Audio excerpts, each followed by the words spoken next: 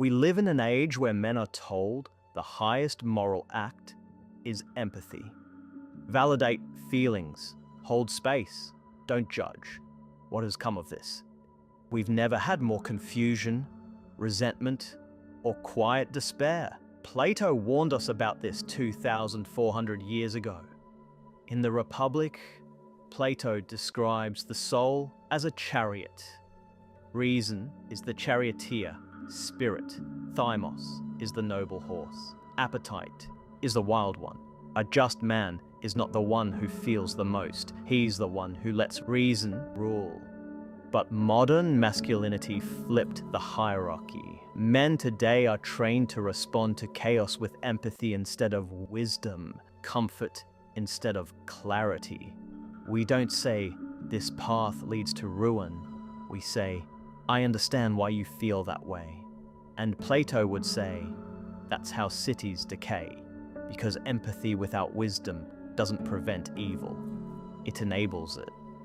The Cave and the Cost of Comfort. Plato wrote the cleanest allegory for truth. In it, prisoners are chained, staring at shadows on the wall. One man escapes, he sees the sun, which resembles truth, and comes back to tell the others.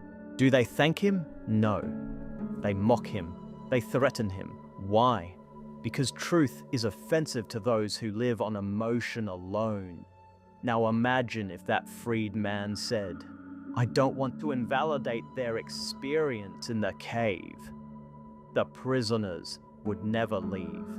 That's the modern failure of men. Men are supposed to be the ones who say, this isn't working. Your feelings make sense, but your conclusions don't. I care about you enough to tell you the truth. That's not cruelty.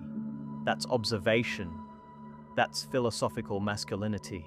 Plato believed societies fall when the irrational parts of the soul take control, when appetite and emotion rule man and reason becomes a servant.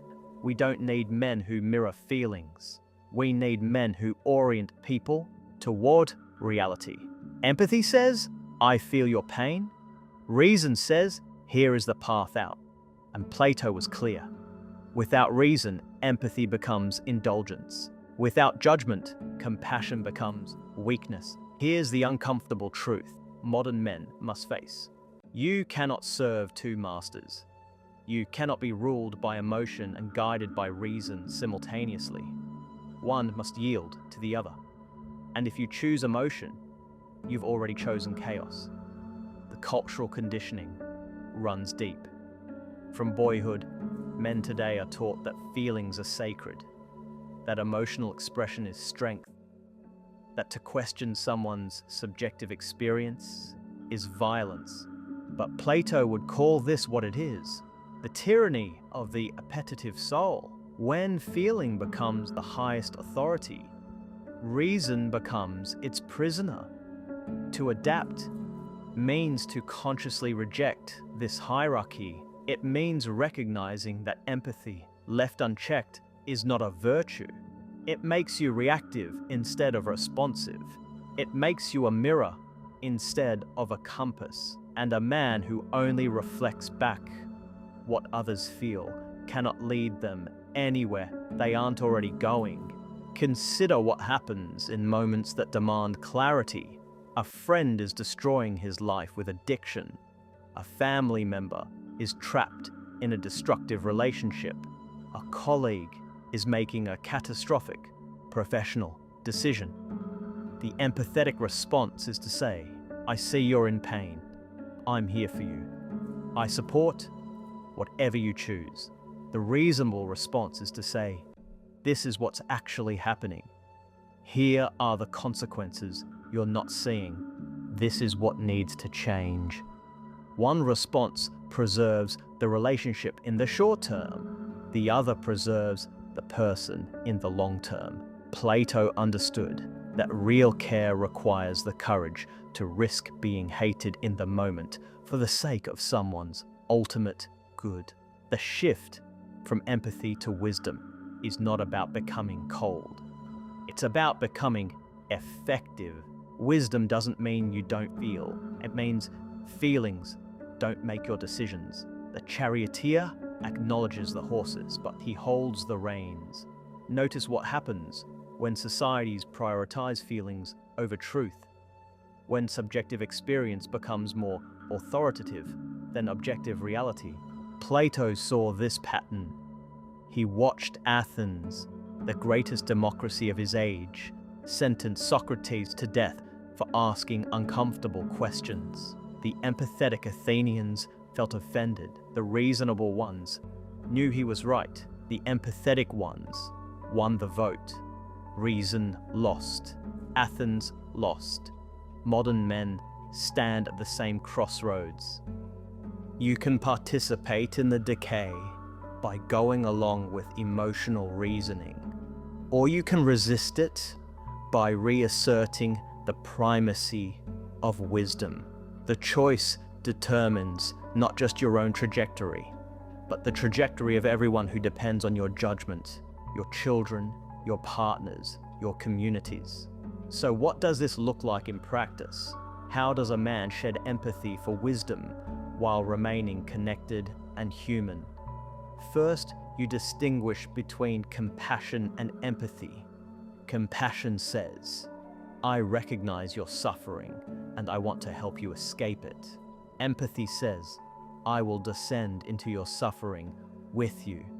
One pulls people up, the other drowns alongside them. Plato's charioteer doesn't abandon the horses. He directs them toward the good. Second, you develop the capacity to observe without absorbing. When someone shares their feelings, you don't have to take those feelings on as your own. You can acknowledge them, understand their source, and respond based on what's true rather than what's felt.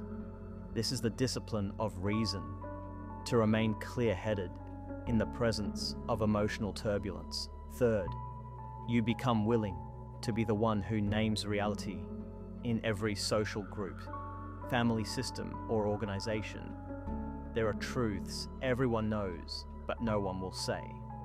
The man who leads is the one who breaks that silence, not cruelly, not with contempt, but with the clarity that says, we all see this, let's acknowledge it and deal with it.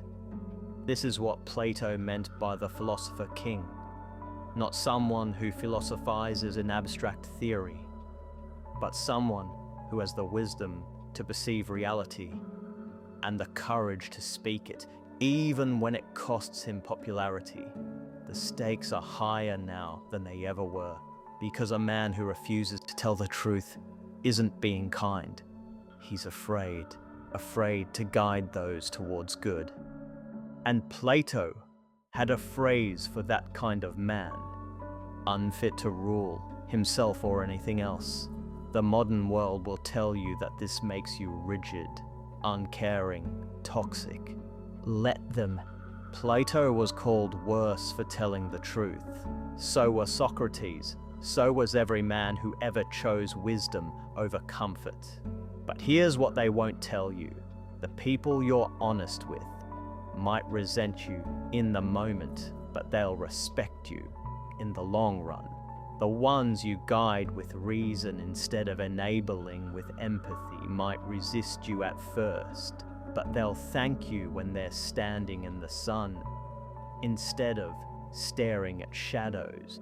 Because in the end, empathy without wisdom is evil, and the world has enough of that already.